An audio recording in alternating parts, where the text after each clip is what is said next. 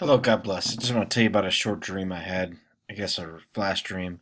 I haven't been getting many dreams, really at all, so I felt this was pretty important. I'm just kind of putting it out there to see what happens. Um, I happened to be looking up in the sky, and there was a blood moon. Now there happens to be a blood moon today in certain parts of the world, and we'll go over that here in a second. Excuse me. I happened to look up and see a blood moon as just something similar you would see here. I was in my home where I was. I'm not sure. I look up and this blood moon exploded. And when it exploded, I look up again after the explosion and I see two sticks, kind of like a cross, but just real, for lack of better words, like pathetic. Very, very, um, uh, like this, something like this. Only it was kind of burnt. The cross was kind of burnt. It was set up like a normal cross, like you see here. But it was just two scrawny, tiny sticks, charred looking, kind of like in Charlie Brown, where his Christmas tree burns down or something like that. And it's just real pathetic looking. I mean, I'm not degrading the cross, but this is just what I saw. Um, so I saw this cross shaped like that, just very spindly. This is a prime example right here, except it was charred. And I looked away, but then I looked back up and I saw a cross that was, and I can't find a good picture. I have tried, but something similar to this. Very powerful, very strong, very beautiful. It was like a really fine oak. Um, it was very like 6 by 6 beams, so like something made like this or this material there. Um, and it just changed totally to what I saw just a second ago. So something just very um, prominent, I guess. Uh, After a few seconds, um, a blood red sky came out, and this blood red sky flowed from the cross. And in my spirit, it, this dream was a couple days ago, and it was very quick, and I can't remember all the exact details, but I felt like the son of the sign, the coming of the Son of Man, and it was just a glorious looking red sky, and it flowed from that cross like real quickly, like if you put dye in water and how it'll change the water like real slow, like oil, not oil really, but like it kind of just dissolves into that water. It was similar to that, and as I was pondering this dream, I spoke with a friend of mine, Tim, um, and he has a YouTube channel, Tim Fortson, and we've been talking a lot about Ephraim and how America is Ephraim. If you look at Hosea, I did a study on Hosea, but I got stuck at Ephraim because I was like, who's Ephraim? And how does this play in? Because this is definitely talking about America. This has to be.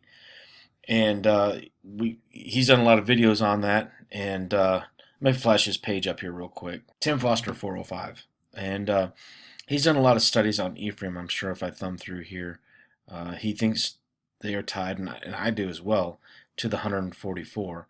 Um, and as I was looking at this study, and I saw the two sticks stuck out to me, and I think what the Lord is trying to tell me, and part of this in any way, is how Ephraim and Manasseh, when they were blessed in Genesis, Jacob, Israel, put his right hand on Ephraim and his left hand on Manasseh, but his arms were crossed, making that cross.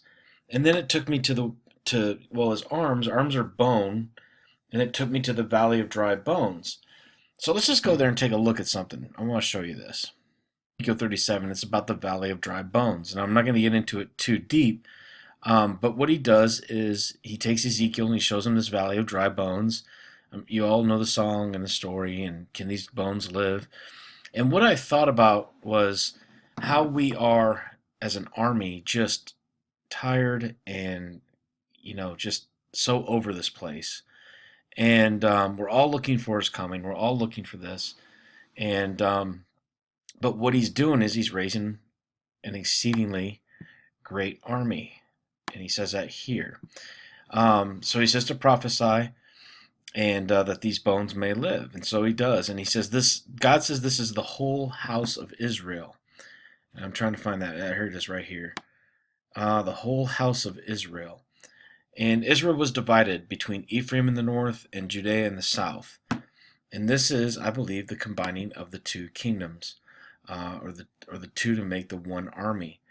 Our bones are dried. Let's see here. I'm trying to think where I want to go.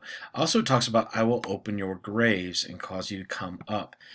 Now, Tim does a lot of study with Lazarus and how that is a picture also of the 144, as well as this holiday that's coming up, that we're going to get into in here just a second, was when Moses would have the people sleep in their graves, because they, forgive me, I'm trying to piece this all together quickly, but he would have them sleep in their graves, and this was the time when they were wandering in the desert. It was around the time of Pentecost and also this holiday. So anyway, there's this grave reference here, and I think that goes back to Moses as well, when these Israelites would sleep in their graves, brought you up out of your graves. So, and then what's really interesting is you get to verse 15, and now it talks about take a stick and write on it Judah, and then another stick and write on it Ephraim. So this again is the combining of Judea and Ephraim, talking about the valley of dry bones. Now, and then the people will say, well, because what is this? What do these two sticks mean? And the Lord says, behold, I will take a stick of Joseph, which is in the hand of Ephraim, and the tribes of Israel and his fellows, and I will put them together, okay, even with a stick of Judah, and with them, and they will be one stick in my right hand, or in my hand. So anyway, as I'm pondering this dream and praying over it, we have the bones reference, the wood reference, the Judea and Ephraim, and the crossed arms all the way back in Genesis, where he's blessing them. So anyway, I don't know if this is a transformation, if this is a beginning of the end, if we can expect anything tonight. However, this blood moon does happen tonight, and it is Tu B'Av. Now, if you go to the Torah calendar, Tu B'Av is, of course, today, 7th and the 8th of August. There is a penumbral solar eclipse, lunar eclipse, partial lunar eclipse, or a penumbra, they call it.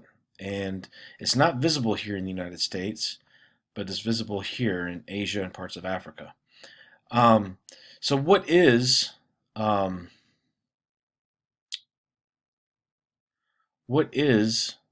Tu B'Av is kind of interesting. Tu B'Av is the festival of Valentine's Day, or another great day for weddings in Hebrew. This is obviously a minor feast day, I guess some would call it. But pause it. I'm sorry. So once again, Valentine's Day, great day for weddings. It was also very interesting that this holiday is celebrated as the wood offering brought in the temple. So another interesting point. You also have the sin of the spies, the tribe of Benjamin, were allowed to intermarry with other tribes. So just a lot of little weird tie-ins here. But let's look at, real quick, I mentioned about Moses. And this is about Moses here. And also you have the tombs that were open. I don't know what day that was, but you have the saints that came.